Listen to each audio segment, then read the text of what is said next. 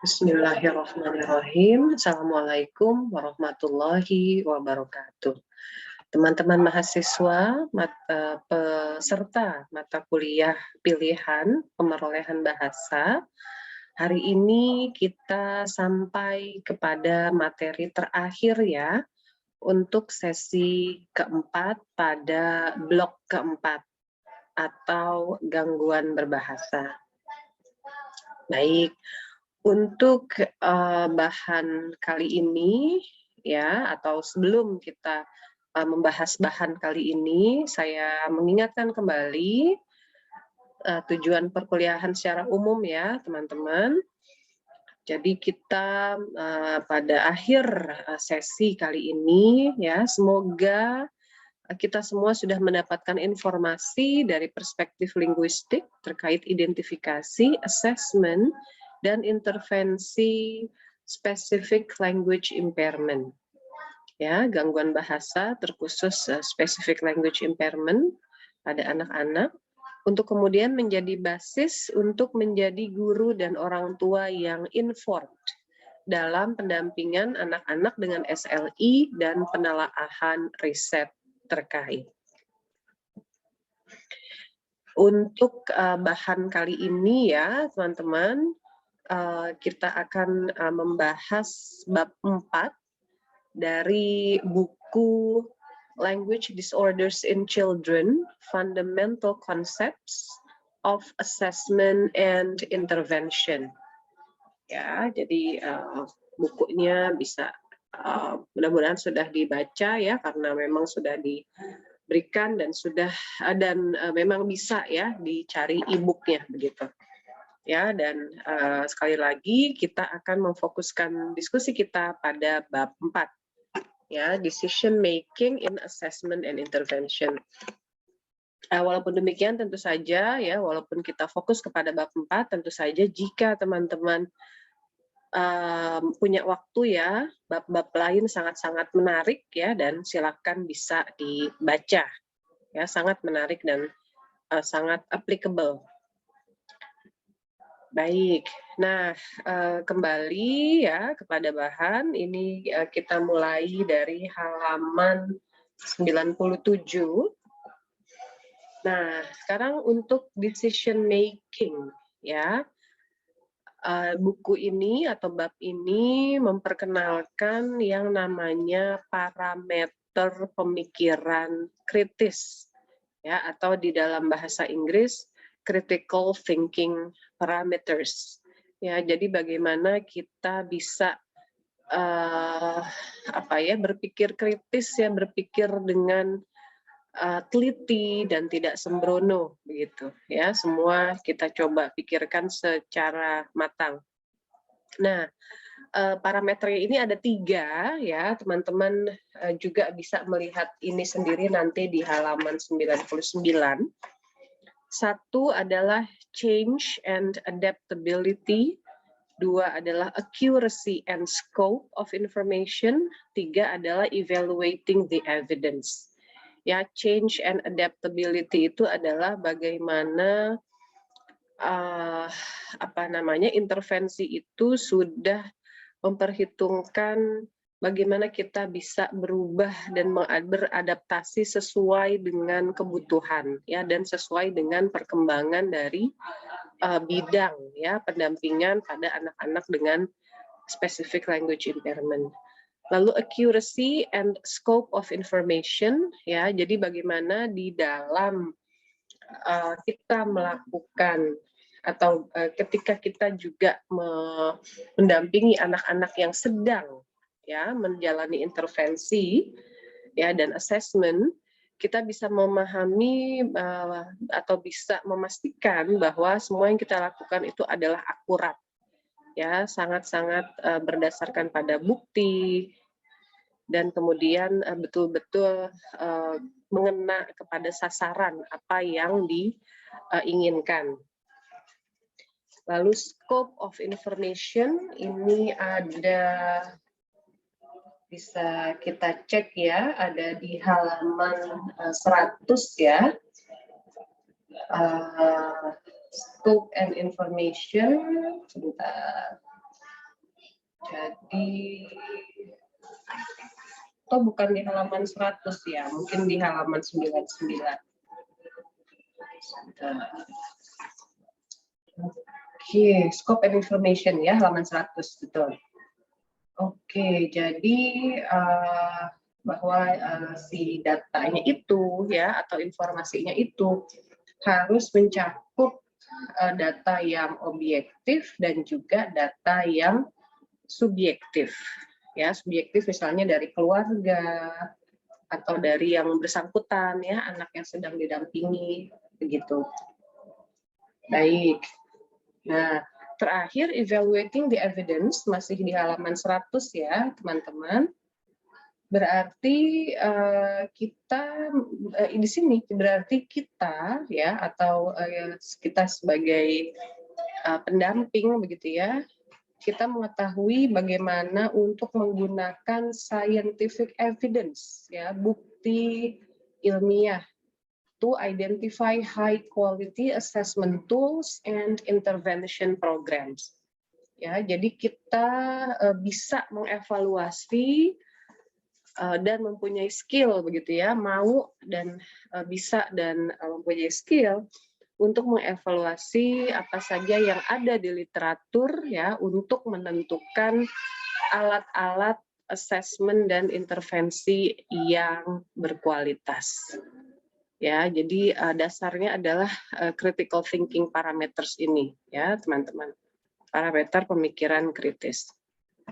Nah, kemudian di sini bab 4 ini juga membahas aspek-aspek praktik klinis gitu ya, yang nanti kita akan melihat bagaimana ini dipadukan begitu ya dengan parameter kritis tadi ya, parameter pemikiran kritis. Jadi kita sudah membahas di sesi sebelumnya ya apa itu assessment, jadi ini salah satu aspek. Kemudian aspek selanjutnya adalah intervensi, ya. Lalu aspek selanjutnya adalah environment atau lingkungan, yang ini mungkin sedikit disinggung ya ketika kita membicarakan setting, ya. Tapi agak sedikit berbeda di sini terkait environment ya, karena juga ada pembicaraan mengenai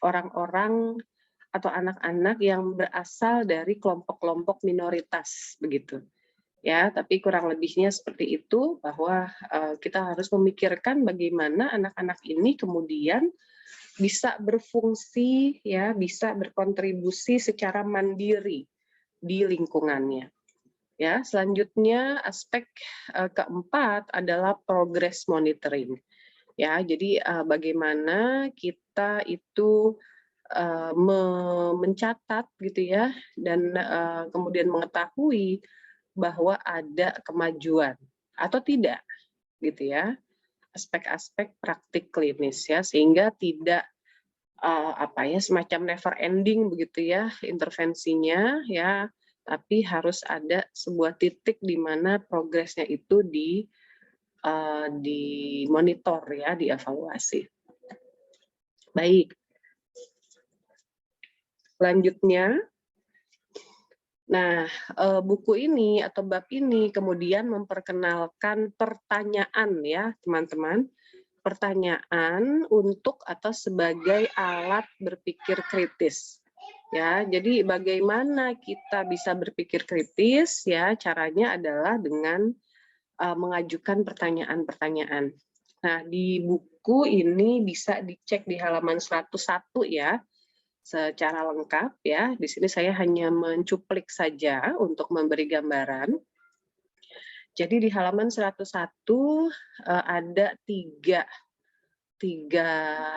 kolom ya teman-teman. Satu adalah critical thinking parameters yang tadi sudah kita bahas.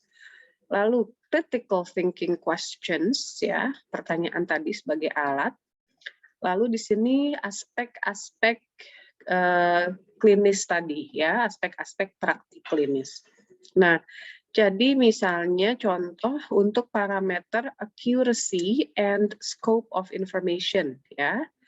kita kemudian mengajukan ya sebagai contoh pertanyaan-pertanyaan ini. Ya, misalnya nomor 1, what information have I learned from screening the student? Is a more in-depth assessment warranted? Ya. Dan kemudian untuk kolom keempat ya adalah kalau nanyanya ini ya berarti aspeknya adalah assessment. Ya, ketika dilakukan assessment, saya mendapatkan info apa ya, gitu ya. Lalu dari tes ini sudah dapat hasilnya, apakah saya perlu melakukan assessment yang lebih mendalam, begitu ya? Atau kita sebagai guru kita ingin mengusulkan assessment yang lebih mendalam, ya misalnya. Nah, untuk tadi yang sedikit baru ya terkait environment ya nomor 3 nih ada contohnya. What multicultural issues may be occurring? How might they potentially be impacting this language disorder? Ya, jadi multicultural issues ya yang terkait bahkan dengan tidak hanya environment ya sebetulnya, tapi juga terkait dengan assessment, intervention, environment, progress monitoring. Nah, mungkin kalau kita bicara di Indonesia misalnya, ada suku-suku bangsa sepengetahuan saya yang menganggap bahwa anak-anak tidak semestinya menatap mata orang tua ya ketika anak-anak ini sedang bercakap-cakap dengan orang tua.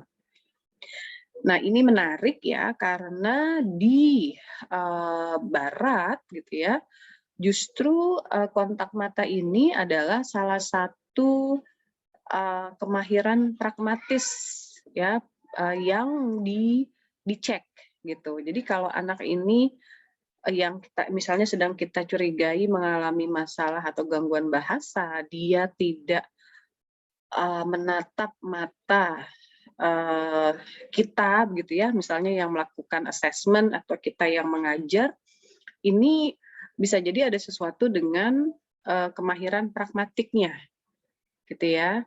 Nah, padahal kalau kita tahu multicultural issues ini, ya bahwa dia datang dari suku bangsa apa dengan issues yang seperti apa ya, kebiasaan yang seperti apa, kita tahu bahwa ini bukan petanda dari pragmatik gitu ya, gangguan pragmatik, tapi ini hanya sebuah kebiasaan yang berbeda misalnya ya, sehingga kemudian assessment-nya harus memberi catatan kepada hal tersebut, intervention-nya juga ada terkait itu gitu ya, jangan dipaksa untuk melihat mata misalnya karena memang ada nilai-nilai yang berbeda ya, environment tentu saja sangat-sangat berkaitan ya, karena kalau kita salah ya accuracy-nya jadi nggak pas gitu ya untuk diagnosisnya. Lalu juga progress monitoring nantinya. Baik, kita lanjutkan untuk yang kedua ya, untuk critical thinking parameter yang kedua, evaluating the evidence. Ya, jadi masih sama 3 kolom ya. Yang evaluating the evidence tentu saja sebagai parameternya. Lalu yang kolom tengah adalah pertanyaan ya. Lalu yang kolom kanan adalah aspek-aspek klinis tadi. Ya, jadi misalnya di sini nomor 1-nya, what research evidence exists to support my assessment protocol and intervention approach? Ya, jadi assessment dan intervention untuk aspek-aspek praktik klinisnya. Nah, jadi dengan demikian, ketika kita ya sebagai educator ya di sini juga disebut ya educator di bab 4 ini, atau kita sebagai guru yang menjadi jembatan antara anak dengan terapis begitu ya, kita perlu tahu nih kita perlu memastikan research evidence apa nih ya yang mendasari assessment kita dan intervention kita, seperti itu. Nah, kemudian misalnya nomor 4, how does my data monitoring system track student progress? Ya, lalu aspek klinisnya adalah progress monitoring. Ya, jadi misalnya kita caranya adalah mencatat manual gitu ya dengan kertas. Apakah itu jawabannya good? Ya, how does my data monitoring system track student progress? Good, bagus misalnya. Atau belum bagus. Nah, kalau belum bagus, lalu ada kekhawatiran gitu ya bahwa student progress-nya menjadi tidak terdokumentasi dengan rapi ya, sehingga nanti keputusan misalnya dia sudah cukup intervensinya, kita bisa berhenti sampai sini dan sebagainya, itu tidak diambil berdasarkan bukti yang cukup gitu ya. Nah, mungkin dengan manual belum cukup ya, jadi harus mungkin dengan teknologi misalnya, harus direkam suaranya dan sebagainya ya, evaluating the evidence ya. Jadi berlaku pada keempat aspek klinis ya teman-teman ya, di yang kolom ketiga ya paling kanan. Mohon maaf. Selanjutnya ya di halaman 102 ya, kita punya parameter change and adaptability. Ya, misalnya yang menarik saya rasa adalah nomor 2 nih, contoh ya, pertanyaan nomor 2. Will the intervention be motivating to the student? If not, how can I change it? Ya, lalu aspeknya adalah assessment, intervention, environment. Ya, jadi di sini yang satu poin saya rasa yang sangat menarik dari bab 4 ini adalah anak itu ya, student ini harus senang gitu ya, harus merasa termotivasi. Jadi ini bukan cuma semacam kewajiban gitu ya, kita semacam kita tekan gitu ya, kamu harus terapi supaya ini gitu ya, tidak begitu, tapi harus ada respon yang positif ya, motivating. Nah, ini harus dipastikan gitu, dan kalau memang belum motivating ya, kembali change and adaptability. Jadi harus disesuaikan gitu ya, harus disesuaikan, ada yang diganti, mungkin ditambah ya dengan bahan yang berwarna, mungkin yang lebih menarik dan sebagainya. Kemudian yang juga menarik nomor 5 ya, nomor 5 ini mungkin ada yang kepotong yang tidak ikut terbawa ya, mohon maaf, bisa dicek di halaman 102. Am I providing the intervention that is best for the client, or does my intervention reflect what is convenient for my schedule and me?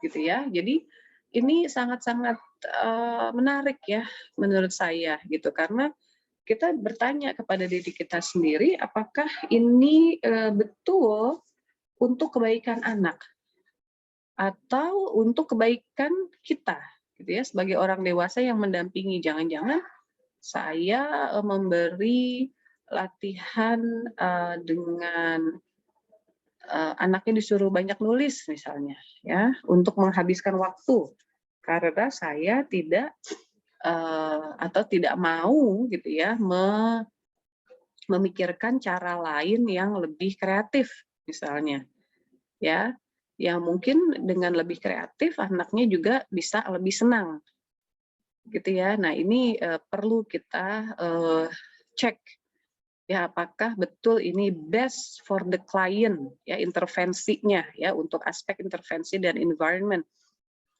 atau ini sesuatu yang justru enak buat kita gitu ya, yang salah jadinya ya, karena tidak menguntungkan klien atau student tadi ya. Change and adaptability ya, sekali lagi teman-teman, parameter ketiga. Baik, selanjutnya kita lanjut kepada, ini ada satu figure ya, satu gambar, teman-teman bisa lihat ini ada di halaman 104. Ya, jadi satu penggambaran secara visual ya, bagaimana hubungan antara critical thinking questions dan assessment, intervention, environment, dan progress monitoring. Ya, jadi ada 4 aspek ya, kemudian di sini ada 4 kotak gitu ya, yang kemudian kita bisa melihat panahnya ini adalah panah bolak-balik ya, jadi ini adalah 4 aspek yang sangat-sangat apa ya, timbal balik begitu ya, jadi dari assessment ke intervensi, intervensi juga bisa kemudian memberi masukan untuk assessment lanjutan dan sebagainya ya. Jadi kita bisa lihat kotaknya dan kemudian tanda panah. Nah, di sini kurang lebihnya mirip ya dengan yang tadi ya, namun digunakan visual yang berbeda ya, mudah-mudahan bisa memberi tambahan pemahaman ya kepada teman-teman. Yang mungkin saya mau highlight ya, yang saya ingin highlight di sini yang tadi belum sempat kita singgung adalah di bawah intervention ya, ada poin terakhir, uses backward design ya, starting with end in mind. Ya, jadi ketika berada pada fase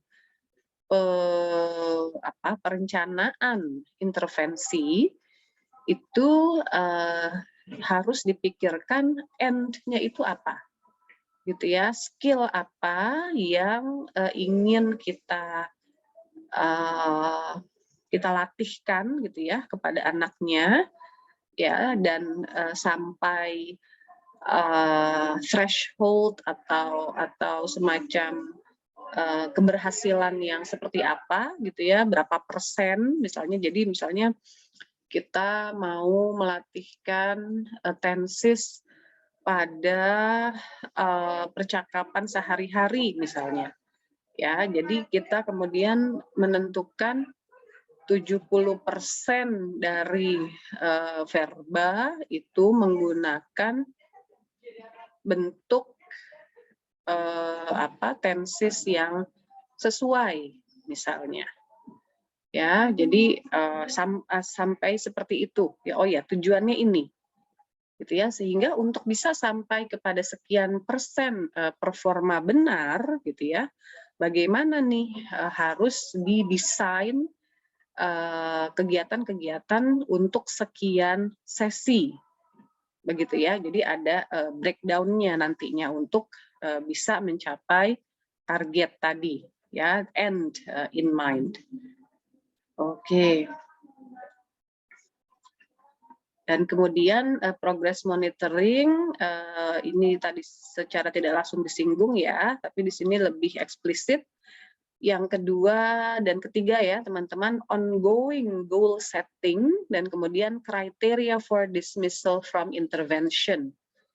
Ya, ini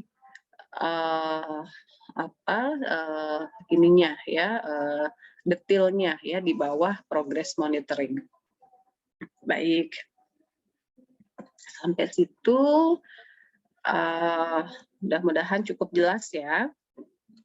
Nah, sekarang kita bergerak kepada detail-detail decision making ya, yang di breakdown berdasarkan aspek-aspek praktik klinis. Ya, yang pertama adalah decision making untuk assessment. Nah, buku kita di halaman Sebentar, mulai dari halaman 107 ya, teman-teman ya. Memperkenalkan ada suatu model yang namanya model RTI. Ya, kepanjangannya adalah response to intervention, ya, atau responsiveness to intervention, ya, RTI. Nah, ketika assessment ini filosofinya adalah model RTI, ya, kita ya atau terapis bicara ini memulai dengan pertanyaan-pertanyaan kritis yang seperti ini, ya, ada 3 ya di halaman 108 ya, teman-teman bisa lihat di halaman 108 untuk lebih jelasnya. Jadi menarik di sini ya, misalnya nomor 1, has the student had previous exposure to the concepts or skills required for a particular task? Ya, jadi kita memperhitungkan pengalaman dia. Ya, jangan-jangan dia tidak bisa jawab karena dia tidak familiar dengan tugasnya. Gitu ya, bukan karena bahasanya yang bermasalah. Nah, ini harus dipastikan ya menurut model RTI. Kemudian yang kedua, what evidence-based instructional methods have been implemented in the classroom? Nah, ini ada classroom ya di sini. Jadi harus dicek lagi, ini apakah kelasnya sudah evidence-based gitu ya, metode-metodenya atau belum? Ya, jangan-jangan kalau belum evidence-based, ya wajar dong kalau anaknya kemudian kelihatannya mengalami gangguan gitu ya, karena memang yang dilakukan instructional methods-nya belum sesuai dengan apa yang sudah terbukti berdasarkan ilmu pengetahuan terkait ya, misalnya linguistik. Lalu pertanyaan yang ketiga pada model RTI adalah how will I continuously monitor the students' communication or academic development? Ya, jadi ada titik berat kepada continuous monitoring. Ya, jadi tidak hanya satu semester begitu ya, satu semester selesai ada intervensi, tapi bagaimana bisa ada sistem gitu ya supaya setelah satu semester tetap bisa dilihat ya development atau perkembangannya seperti apa. Nah, ini cukup semacam classroom based gitu ya, dan evidence based ya, dan kemudian juga ada continuous monitoring tadi ya pada model ini. Nah, ini untuk detailnya teman-teman bisa spend time ya untuk melihat halaman 109. Ya, silakan. Di sini judulnya adalah Response to Intervention RTI ya, RTI Model and Critical Thinking Questions. Ya, yang menarik menurut saya ya, karena yang belum sempat atau belum muncul sejauh ini ya adalah penyebutan tier ya, tier 1 intervention, tier 2 intervention, tier 3 intervention. Ya, semuanya scientifically based instruction ya pada pendampingannya. 3 tier ini ya, 3 level ini. Ya, tapi perbedaannya adalah yang satu ini adalah instruction in the classroom. Ya, nah kalau ini belum berhasil meningkatkan progres atau kemampuannya begitu ya, belum ada progres yang bermakna atau signifikan ya, kita kemudian pindah kepada tier 2 intervention. Instruction regularly in a small group. Ya, jadi menjadi semakin kecil ya, tadinya kelas ya mungkin 20 orang misalnya, lalu a small group misalnya 3 atau 4 satu grupnya anggotanya gitu ya. Nah, kemudian ketika misalnya tidak progres juga ya, masih ada satu tier lagi, tier 3 intervention.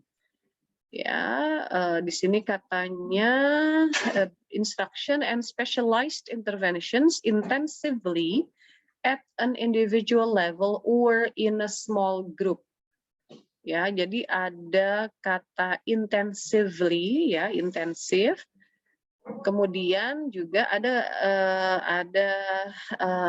apa pengelompokan ya yang lebih kecil lagi gitu ya, menjadi individual. Ya, one on one, satu-satu ya, kalau memang di dalam grup ternyata tidak progres.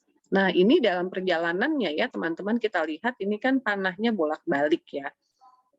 Jadi dalam perjalanannya dengan skill-skill yang berbeda gitu ya, skill-skill bahasa yang berbeda dengan mungkin semacam ranah yang bisa berbeda ya. Jadi tadinya dia mungkin tata bahasa, tapi tata bahasanya sudah oke, lalu sekarang mau ke kosakata misalnya ya, dengan setiap itu mungkin ada beda gitu ya. Oh yang ini tier 3 oke, sudah kemudian beres, bisa turun ke tier 2 ya untuk yang selanjutnya tadi ya, dengan program mungkin di semester yang selanjutnya yang agak berbeda dan sebagainya. Ya, jadi ini panahnya bolak-balik ya, bisa berpindah ya. Students move between levels as appropriate. Gitu ya, move between levels as appropriate. Baik. Nah, kita bergerak kepada yang selanjutnya ya, teman-teman, decision making pada intervention. Ya, jadi di sini teman-teman bisa lihat satu diagram lagi ya, satu figure yang ini ada di halaman 115 ya. Nah, di sini ada penyebutan subdomain 1, subdomain 2, subdomain 3, subdomain 4 ya. Ini ada di halaman 113 ya. Subdomain 1 itu pragmatic skills ya, early developing pragmatic skills ya, kemahiran pragmatis yang dasar atau yang awal. Lalu subdomain 2 itu adalah pembelajaran kosakata yang awal. Lalu subdomain 3 itu adalah early word combination ya, kombinasi kata-kata pertama. Lalu keempat itu adalah morfosintaksis ya, tata bahasa. Nah, jadi decision making-nya seperti apa ya? Contoh ya, kita tanya dulu nih ketika mau melakukan intervensi. Does the child participate in play routines by vocalizing, gesturing, and or using facial expressions and imitating others' actions or verbalizations? Gitu ya. Lalu no. Ya, jadi masalahnya adalah pada kemampuan pragmatis yang early tadi ya, yang awal. Oke, dia belum bisa facial expressions misalnya. No. Ya, berarti cek atau kerjakan intervensi pada subdomain 1. Contohnya set up environment to elicit desired pragmatic functions. Ya, ketika kita mau misalnya mengerjakan facial expressions, mungkin harus diberikan contoh ya dengan senyum. Senyum ini kayak gini loh, ayo kamu repeat gitu ya, kamu ikuti ya. Lalu also ya, also does the child spontaneously point to objects or people, give objects to others and show objects to others? Does he show a variety of pragmatic functions? Can he stay in an interaction for at least 3 turns? Gitu ya. Jadi 3 bolak-balik kita bertanya, dia menjawab, tanya lagi, jawab lagi, tanya lagi, jawab lagi, begitu. Ya, no juga ya berarti subdomain 1. Nah, kalau yes, ya ini beres. gitu ya. Masalah subdomain 1 sudah beres. Cek ke ini ya, pada kata-kata sekarang. Does the child use word approximations to represent different semantic roles? Gitu ya, mungkin pengucapannya belum sempurna, tapi ada mirip-mirip ya dengan apa yang diucapkan oleh orang dewasa. Nah, kalau yes, kita makin ke bawah. Kalau no, berarti subdomain 2-nya belum bisa, begitu ya, sehingga harus dilatih ya, dan selanjutnya ya bisa teman-teman lihat kembali. Jadi ada semacam langkah-langkah gitu ya ketika melakukan intervensi, pertanyaan-pertanyaan kritis tadi yang kemudian berkaitan dengan subdomain bahasanya. Dan yang kita jangan lupa ya, selalu kita harus menanyakan what theoretical approach is represented by the intervention I have chosen. Gitu ya, selalu bertanya apakah ini apakah kegiatan hari ini dilandasi oleh sebuah theoretical approach gitu ya, paling tidak ya, ada alasan secara teoretisnya enggak, ada buktinya enggak gitu ya. Jadi selalu pertanyaan kritis ini ditanyakan. Baik, selanjutnya ya, aspek ketiga, decision making pada lingkungan, environment. Ya, jadi critical questions-nya adalah terkait perspektif anak yang bersangkutan dan keluarganya tentang masalah komunikasi anak yang bersangkutan tadi ya, tentang gangguan bahasanya. Ini buat mereka sesuatu yang penting atau tidak? Gitu ya, sesuatu yang perlu didampingi atau tidak, perlu diintervensi atau tidak. Nah, ini kita harus mengecek ya. Lalu yang kedua, am I considering all communication environments and environmental influences on language development? Gitu ya, apakah sudah dipastikan ya, sudah dicek ya pengaruh lingkungan kepada perkembangan bahasa anak yang bersangkutan ya, seperti tadi contoh terkait kontak mata misalnya ya. Kita jadi harus melihat budaya ya, melihat lingkungan anak-anak yang kita dampingi ini, tidak bisa disamaratakan ya, terutama kalau mungkin tempat bekerja kita ini bukan di tempat yang kita tempat kita besar gitu ya, atau tempat kita lahir ya, lebih mungkin ini akan menjadi lebih harus dicari gitu ya, nggak boleh ditebak gitu, karena kita juga nggak familiar dengan kebiasaan di daerah sini ya, di daerah yang kita bekerja itu tadi ya, karena kita tidak besar di sana. Nah, ini satu hal yang perlu diperhitungkan ya dalam decision making. Kemudian ketiga, how do family discourse patterns between adults and children with other children differ from what I might expect? Have I considered discourse patterns as they may vary for individuals from a minority culture? Ya, jadi apakah ada pola-pola wacana yang berbeda pada lingkungan ya, atau kelompok budaya, kelompok etnis anak-anak yang kita dampingi. Nah, ini perlu kita cek ya sebelum kita memutuskan intervensinya misalnya. Baik, terakhir adalah decision making pada aspek progress monitoring dan dismissal. Ya, pada semacam kita mengakhiri gitu ya, kita mengakhiri intervensinya. Satu ya, pertanyaan kritisnya, contoh, do I have a progress monitoring system that allows me to document the students' progress across time?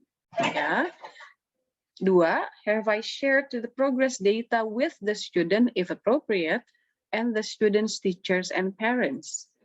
Ya, jadi bukan rahasia gitu ya harusnya, karena perlu diketahui juga oleh guru ya kalau ini adalah seorang terapis dan juga kepada orang tua tentunya ya. Sudah belum di-share ya? Is the progress monitoring system efficient and effective? Ya, oke, kita sudah biasa dengan sistem seperti ini. Apakah dia betul efisien dan efektif? Ya, apakah kalau manual dengan mungkin halaman yang terbatas misalnya, ya, apakah itu efisien dan efektif? Ya, efektif mungkin nantinya untuk misalnya ketika terjadi penggantian terapis atau pergantian guru begitu. Ya, dengan catatan kita, progress monitoring catatan kita ini apakah cukup jelas gitu ya untuk guru atau terapis selanjutnya. Nah, karena kalau nggak jelas gitu ya, nggak membantu, ya mereka bisa jadi bingung nih. Jadi saya harus mulai dari mana, gitu ya. Kalau memang sudah baik, ya kan harusnya tidak repot ya. Sudah catatannya begini, progresnya ini, masih ada masalah di sini dan sebagainya. Ya sangat itu adalah skenario saya rasa yang sangat mungkin terjadi ya, karena yang namanya pendampingan itu kan atau mungkin ketika kita menjadi educator, menjadi guru, itu kan tidak apa ya seumur hidup mendampingi satu anak ini begitu ya. Pasti kita mungkin mau pindah tempat bekerja atau kita pindah menjadi wali kelas yang lain ya, atau mungkin justru anaknya yang berpindah sekolah dan sebagainya. Nah, ini adalah hal-hal yang perlu dipikirkan dalam proses atau aspek progress monitoring and dismissal. Gitu ya. Baik. Nah, dismissal decision tree di sini saya tunjukkan di slide ini. Kalau di buku ya, ini ada di halaman sebentar 100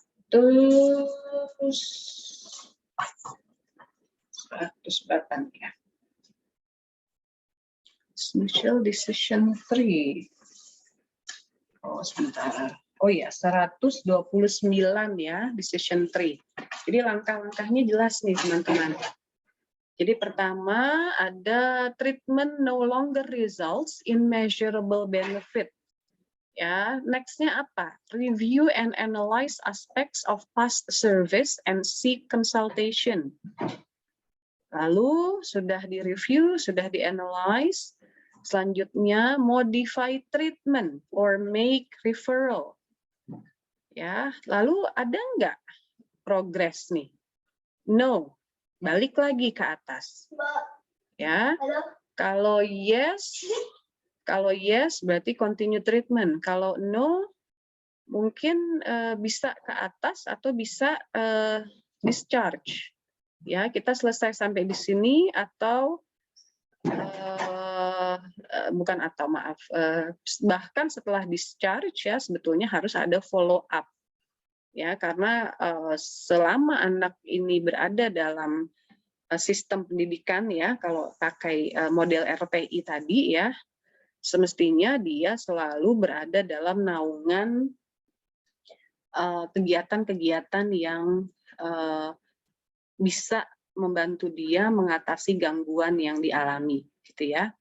Jadi mungkin discharge tapi terus didekati lagi ya, dicek lagi.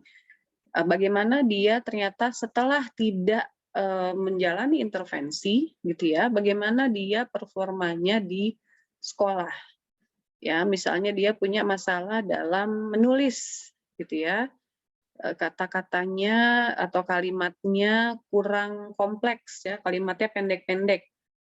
Nah, apakah di terapi, ketika di terapi tidak ada measurable benefit ya, lalu kita lepas dia berada pada naungan guru kelas ya, misalnya tadinya dengan terapis bicara, sekarang di bawah guru kelas, apakah ada measurable benefit ya pada setting itu. Nah, kalau memang ada ya terus kenapa?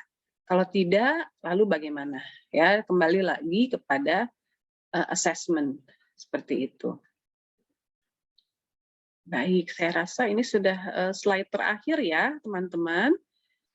Jadi ini adalah satu ringkasan ya, sekali lagi yang pastinya mengandung hal-hal atau poin-poin yang sebetulnya teman-teman bisa baca yang tidak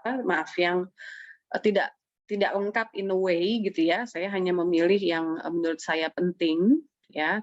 Dengan demikian tentu saja teman-teman sangat-sangat diharapkan bisa membaca bukunya sendiri ya untuk melihat poin-poin mana yang justru ya penting gitu ya saya lewatkan tapi menurut teman-teman penting.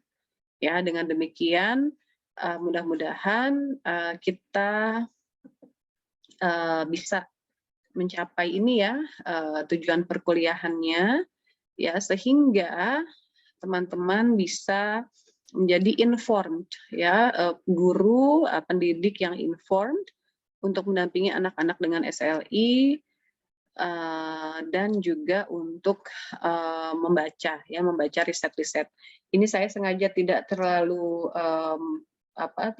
meng-highlight ya riset ini dilakukan oleh siapa dan sebagainya ya karena harapan saya teman-teman bisa melihat bukunya ya dan melihat siapa ya penelitinya ya dan dari situ teman-teman bisa mencari artikelnya di misalnya Google Scholar ya dan kemudian membaca yang menurut teman-teman menarik.